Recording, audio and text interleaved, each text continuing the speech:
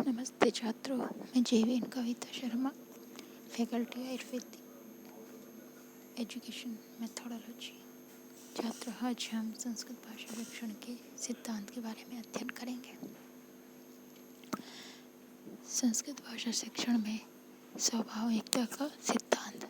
स्वाभाविकता का अर्थ होता है किसी भी भाषा को बिना कहे किसी दबाव के स्वाभाविक रूप से घर के वातावरण में सीखना।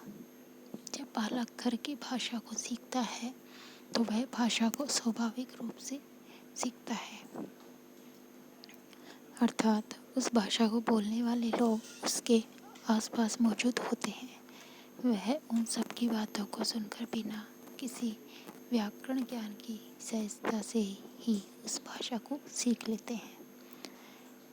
इस सिद्धांत के अंतर्गत कुछ महत्वपूर्ण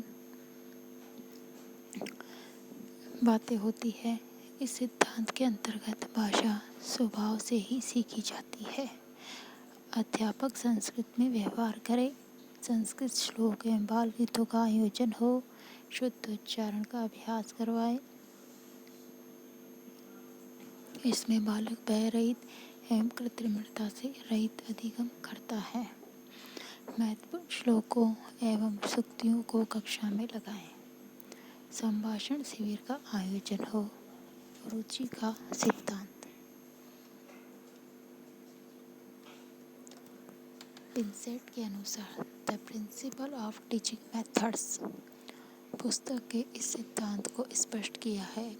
जिस विषय में बालक की रुचि होती है वह उस विषय के शिक्षण को स्पष्ट करता है, अर्थात उस विषय को शीघ्रता से सीख लेता है। अतः इस हेतु शिक्षक दृश्य श्रव्य उपकरणों का प्रयोग करते हैं। कथा विविधता प्रसंगों के माध्यम से शिक्षण कराए।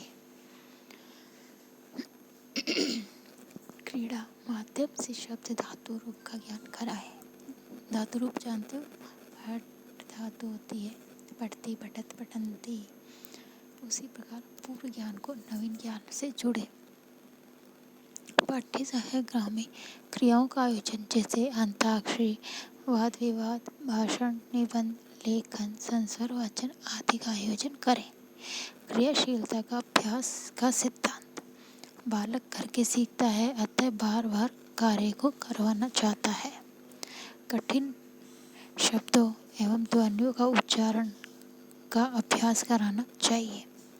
संस्कृत भाषा में विचार, अभिव्यक्ति, व्याकरण में विभिन्न अंगों में सिद्धांतता, संस्कृत को संस्कृत के माध्यम से पढ़ाना, संस्कृत अनुच्छेदों का गति प्रवाह शुद्धता पूर्वक जोर जोर से पढ़ाना। मौन वाचन अभ्यास हेतु पतंजलि के 3 बिंदु का अनुकरण करवाना। रुचि अर्थात रुचि पूर्वक अभ्यास, निरंतरता निरंतर सतत अभ्यास, वैराग्य अर्थात वैराग्य अभ्यास में बाधक तत्व से दूरी, थर्मडाइक का प्रयत्न एवं त्रुटि का सिद्धांत। उसके प्रभाव के 3 नियम इसी सिद्धांत पर आधारित होते हैं। मौखिक कार्य सिद्धांत छात्र को अधिकाधिक बोलने का अवसर देना, संस्कृत शब्दावली एवं व्याकरण के विभिन्न रूप मौखिक रूप से सीखे जा सके।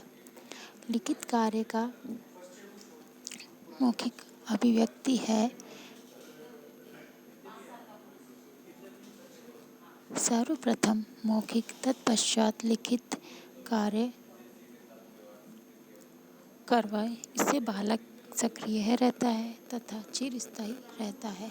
एवं 5 अनुपात क्रम का सिद्धांत। अनुपात एक उद्देश्य ज्ञानात्मक, भावात्मक, क्रियात्मक उद्देश्य से उचित अनुपात से है।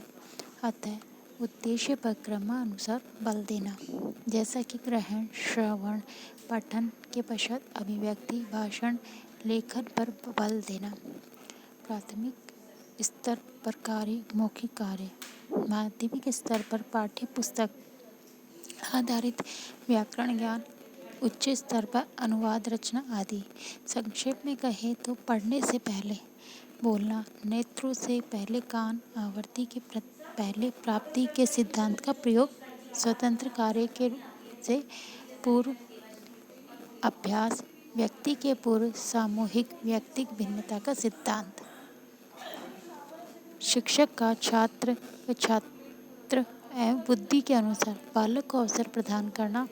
सभी छात्र अलग अलग, जैसे कुछ कुशाग्र, कुछ सामान्य, कुछ मंदबुद्धि होते हैं। इनके आधार पर शिक्षण करवाना चाहिए। समवाय का सिद्धांत। समवाय अर्थात साथ में ही पाठ में ही अपेक्षित अंशों का ज्ञान प्रदान करना। पाठ्य पुस्तक के साथ ही व्याकरण आदि का ज्ञान प्रदान करना। पाठ को दृश्य श्रव्य उपकरणों के साथ प्रदान। श्लोक के पाठ